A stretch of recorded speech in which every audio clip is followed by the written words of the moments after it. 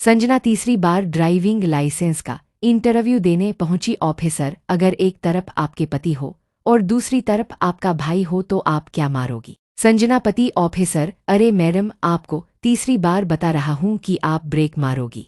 कभी भी अकेलेपन का एहसास सताए तो घर की सभी लाइट्स बंद करके भूत वाली मूवी देखो। कसम से कभी अकेलापन महसूस नहीं होगा। हर वक्त लगेगा कि कोई पीछे खड़ा है। पप्पू सुबह सुबह अखबार पढ़ रहा था जिसमें एक जगह लिखा था पत्नी छोड़ो झोला पकड़ो। ये पढ़कर पति का सिर चकरा गया। फिर उसने दोबारा पढ़ा तो समझ आया, लिखा था पन्नी छोड़ो झोला पकड़ो। पत्नी, क्या तुम मेरे लिए चांद ला सकते हो? पति कमरे में गए और कुछ चीज छिपा कर ले आया और पत्नी से कहा आंखें बंद करो। पत्नी के हाथों में वो चीज रखकर फिर पति ने पत्नी को आंखें खोलने को कहा। पत्नी की आंखों में आंसू थे क्योंकि उसके हाथों में एक आईना था जिसमें पत्नी का चेहरा नजर आ रहा था। पत्नी, आप मुझे चांद समझते हो? पति, नहीं, मैं तो तुम्हें सिर्फ ये समझा रहा था कि जिस मुंह से चांद मांग रही हैं वो सूरत कभी आईने में भी देख लिया करो। ऑपरेशन टेबल पर लेटे हुए मरीज ने डॉक्टर से पूछा, डॉक्टर साहब, मुझे अस्पताल में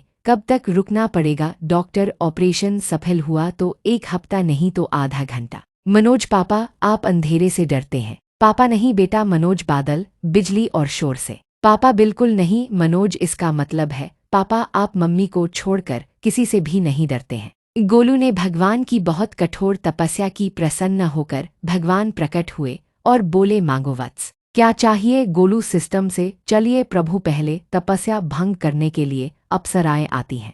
उनका क्या हुआ? भाई, कितनी भी पढ़ाई कर लो, डिग्री विग्री ले लो, लेकिन रेस्टोरेंट के दरवाजे पर पुश और पुल देखते ही 2-3 सेकंड के लिए सोचना जरूर पड़ता है कि दरवाजा धकेलना है कि खींचना।